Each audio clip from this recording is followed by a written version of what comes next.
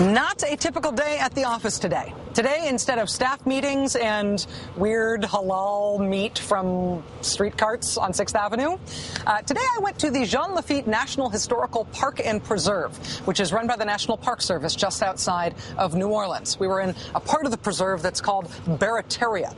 It is connected through many waterways to the Gulf of Mexico. Barataria Bay down in the Gulf is one of the places that BP's oil has already turned up. Hey, so this isn't fake. This isn't some Disney version of a swamp with fake swamp noises. This is the Jean Lafitte National Historic Park and Preserve outside of New Orleans. And I'm here with David Muth, who's the Chief of Planning and Resource Stewardship here. Thanks very much for talking to us, David. Appreciate it. Thank you for coming out to the park. So get me oriented here, because I feel like I'm off the edge of the world. Which direction is New Orleans and how far is it?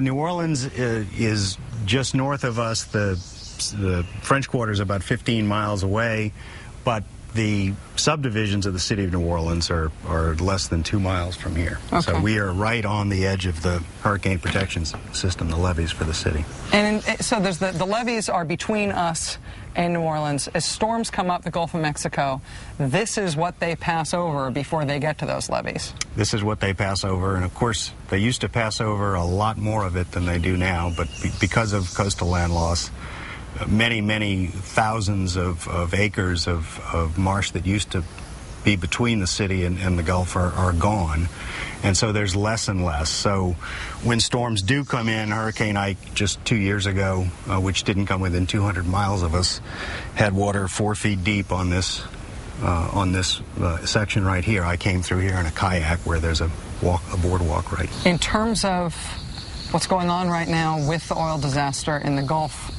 Barataria Bay is one of the places where oil has already been found, has already come ashore. Obviously, there's the distinction between sea and land, water and land, is a little fuzzy, but I'm getting the sense, the more time I spend here, that through waterways and through wetlands, all of these areas are connected. Are you worried that you could get oil this far inland? We're guardedly optimistic that because we're far enough inland and because there are so many places where they can fight the oil between us and them, that we won't see oil this far inland. As everyone has said a million times, this is an unprecedented event. We've never had a well that just continues to gush oil uncontrolled. We have no idea how long it'll take. So no one is making a categorical statement that we'll never get oil. Our biggest concern is that as we enter hurricane season, as I just told you, when we have a storm in the Gulf, a storm, even if it doesn't come ashore, it can push enormous amounts of water up into this estuary. And once that happens, then a lot of that oil has the potential to come much farther inland, even into a freshwater swamp like this, than we might otherwise have thought possible. And that's really the point. That gets you to the point from two directions. On the one hand, places like this are vulnerable. The combination of that much oil and big storms. On the other hand, places like this exist for a reason. If you get that much water, that much impact of big storms here, as you say, outside the hurricane defenses of New Orleans, this is a huge part of the hurricane defense of New Orleans. This is what protects the city. It is part of what protects the city, absolutely. As I say, our boundary are the hurricane protection levees for the West Bank, the suburbs of the city. David Muth from the National Park Service and I are now joined by Dr. Larry McKinney, who is the Executive Director of the Hart Research Institute for Gulf of Mexico Studies at Texas A&M in Corpus Christi. Dr. McKinney, thanks for being here. Great to be here. In the big picture, overall, what makes wetlands? How do we get land like this? Well, it's a combination of things. One is the right types of soils, hydric soils. And of course, the topography has to allow that water to accumulate. Then the particular types of plants that are here. But the big source is water. And what we have here is there's the Mississippi River feeding into this wetland that really forms one of the great wetlands of the world because of that. In terms of the overall I guess, everything we've got as a country in terms of wetlands in the lower 48, what proportion of the wetlands that we have as a country are here in Louisiana?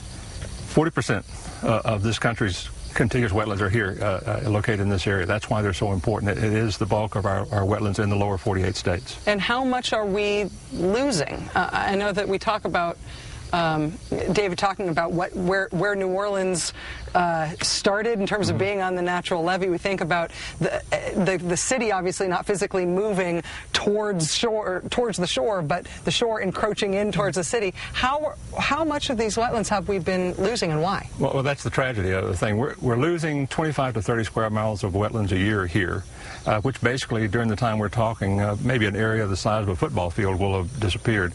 And where that's coming from is oil and gas extraction, which has seen the subsidence created. Then, of course, the canals that have been driven into the well sites are causing erosion. So it's a combination of erosion and subsidence is slowly eating these wetlands away. David, can you explain how it is that wetlands like this, both the swampy wetlands that we were just in and the marshy wetlands that we're looking over right now, how they actually insulate places like New Orleans from big storms? What is it that they do that lessen the impact of storms? Well, there are a number of factors. One of them is simply, and it sounds strange, it's just friction. Even water and waves are affected by friction. So the farther that a storm has to push water across land, any kind of land, the more it's going to slow it down, the more it's going to take energy out of what's known as the storm surge. And there are lots of different calculations about, how many miles of marsh produce how much less of a storm surge. But that's a very important factor, and that's one of the reasons that the land loss has been so critical, because the buffers that used to surround developed parts of South Louisiana, not just the city of New Orleans, but the communities to the south of us like Lafitte or Cocodrie or Houma or anywhere else that used to have miles and miles and miles of marsh between them and the Gulf, they don't have as much anymore. And therefore storms that used to not be that threatening become threatening, and then the superstorms like the Katrinas become absolutely devastating. And Larry, do you have a rule of thumb in terms of how much, what a square mile of wetland offers you in terms of protection from a storm surge? Well, there's a number of ideas, but one common wisdom is 2.7 miles. About 3 miles of wetlands will reduce storm surge by about a foot. So if we're losing 25 a year, we have been losing 25 a year. Every time you lose 2.7 miles of wetland, you're increasing the storm surge that's going to be borne by communities inside those wetlands. Right. As you look out across these wetlands going down toward the coast, and you look on maps, for example, you'll see open water.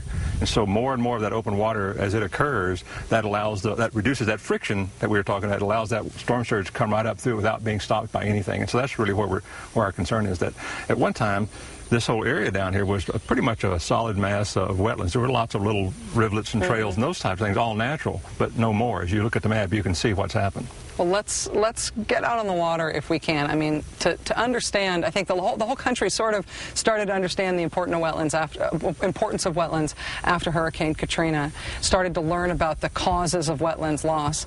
Now to be thinking about this oil disaster as a potentially catastrophic cause of wetlands loss, I think sort of the next step in understanding we haven't come to yet. Let's see if we can help people visualize that by getting out on the water now.